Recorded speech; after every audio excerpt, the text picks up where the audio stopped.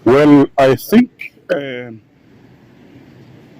this will be a very brief or rather straightforward response to the submission in particular of one Velaphi Mamba, who is a supposedly executive member of PUDEMO, where he was making a speech, sure it was during the South African Communist Party conference, which was held in Johannesburg last weekend.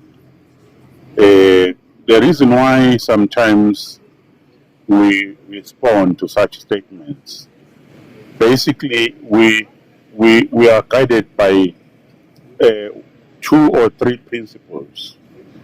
One, when we feel that the content of the presentation as they are being done by these organizations, which are currently based in South Africa, voluntarily staying there, although we know that they claim that they are in exile, which also is a part and parcel of their misinformation.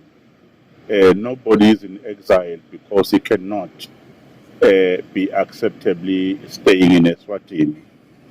Whilst they are there, it has become obvious that they have since created a new modus operandi, which is basically to rent crowds of established South African organizations and present narratives to them. And we would want to take time then, therefore, from time to time to correct those narratives, number one. Number two, we have audiences, especially young people, some of whom are not even privy to the history of this country in terms of its political involvement and even in terms of the institution of the monarch itself. How is it structured? How does it function? So Velaphi made very outrageous submissions during the South African Communist Party's conference in Johannesburg last weekend. And that is what I want to take this opportunity to correct or put certain things in their proper perspective. Let me begin here. First and foremost, it is not true that PUDEMO was banned in Eswatini because the authorities in this country are fearful of PUDEMO.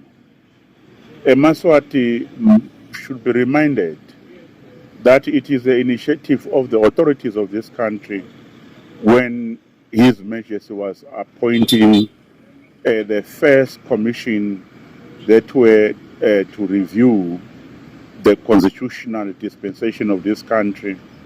And amongst the individuals that were appointed to that commission included the president of PUDEMO then, Mr. Mario Masuku. Also, Mandla Hlachwago was appointed to that commission, and a number of progressive leaders at that time, which would rather include Jerry Gule, whom I can quickly recall, Zombotse Makakula, who was active with Sibahle Sinje then, and a number of them. But some did not participate in that commission, claiming a number of reasons. But let me narrow down to the reasons that were advanced by PUDEMO then.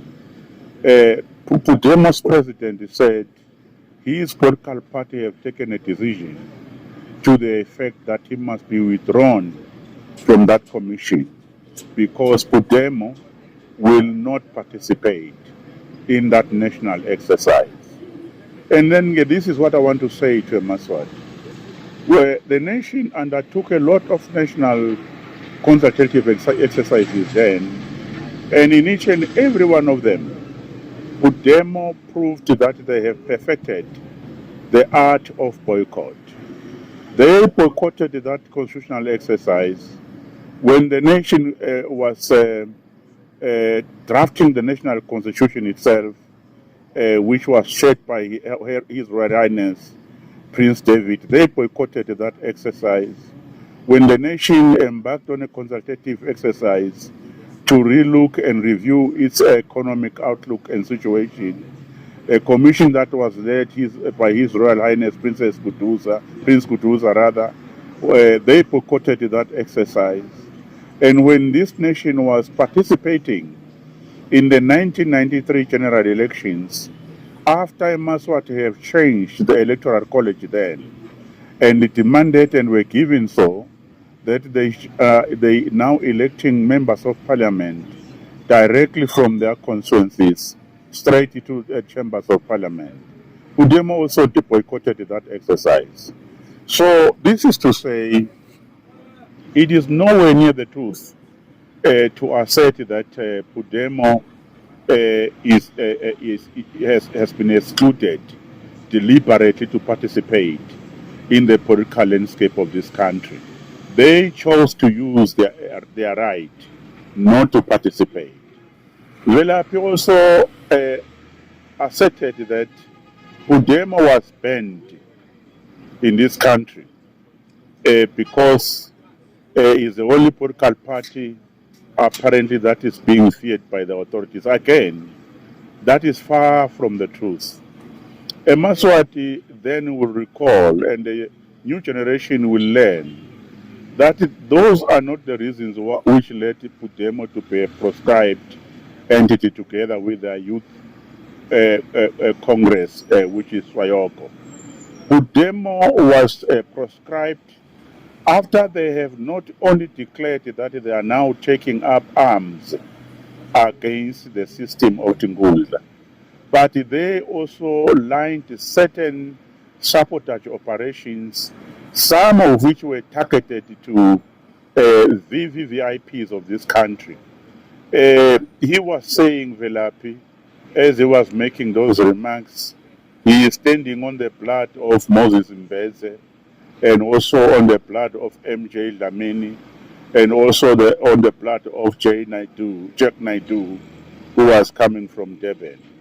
Those are the people who attempted to bomb Lozota Bridge, carrying out commands and operations of PUDEMO. And because they were not even well versed in the military undertakings that they were adventurously pursuing at that time, that instruments that they used, they denotated on them before they can even reach their target. You will recall that they bombed the offices of the Deputy Prime Minister of this country, which is based in Babane. They also attempted the life of the government spokesperson then, Babe Simelane. So PUDEMO was not proscribed because Eswatini feared them or what they represent. PUDEMO was proscribed because of the violence in which they have adopted as a strategy to communicate their political objectives and implement and pursue their political objectives in this country. That's how PUDEMO got proscribed.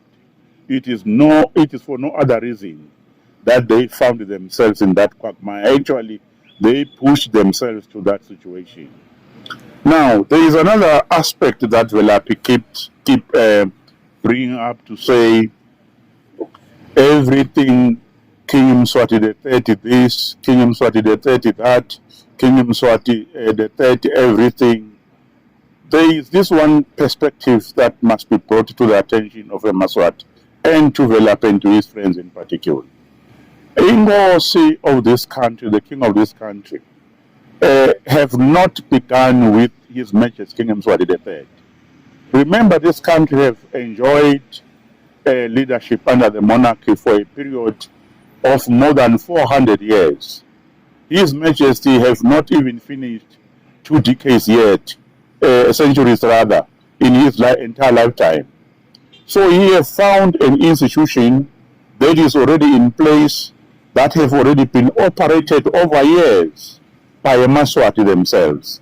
So it is abruptly unfair for anyone to say the institution of the monarchy in Eswatini is a one man's rule, is a family rule. No, the institution of the monarchy in Eswatini is a national institution.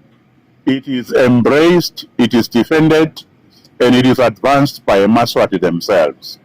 So there is nothing that His Majesty does in this country as an individual. That's why, in fact, it is even an error to refer that the king rules this country alone, because he doesn't even form part of government. His Majesty is also looking for answers from the government that is formed by the people after he has also fulfilled his constitutional obligations in terms of establishing the other branches of government. Otherwise, government in this country functions independently, functions entirely on the agenda that is set by both Parliament and the people of Eswatini, either through during the Aspire consultative dialogue or any other forums, especially forums like the Tingunda meetings and so on and so forth. Now, PUDEMO can only be kindly requested that probably they may as well go ahead and register as a political party in South Africa, because that's where they are based, that's where they talk their politics. Otherwise, a Maswati are here.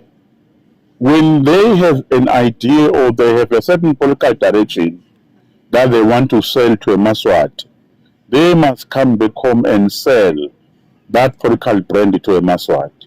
A Maswati are not going to be hoodwinked by democracies that are cooked and cut and fashioned from other countries.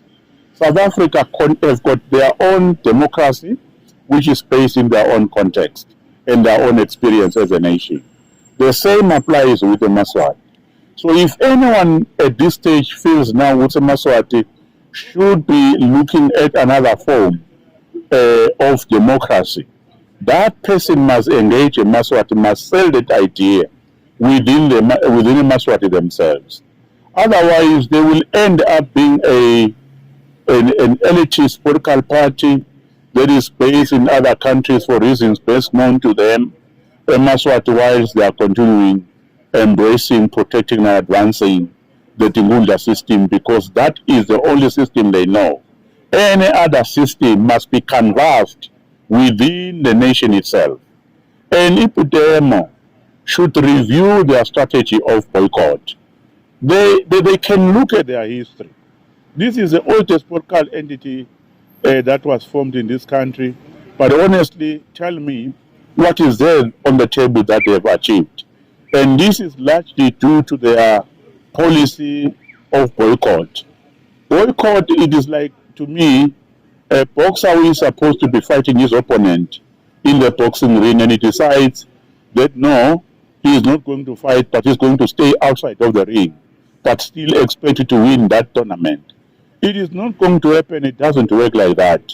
Even in soccer, a team that did not show up on the football field that particular day, those who did even without kicking the ball one moment, they will be declared the winner and they will take the 3 points. This is the mistake that these political parties are making in this country. They have a latitude to come home and participate fully in the politics of this country. That's why most of political parties, if you look, for instance, those who really formed political parties yesterday, you talk of the Rwanda National Liberation Congress during its own time, they participated effectively in all the political endeavors of this country.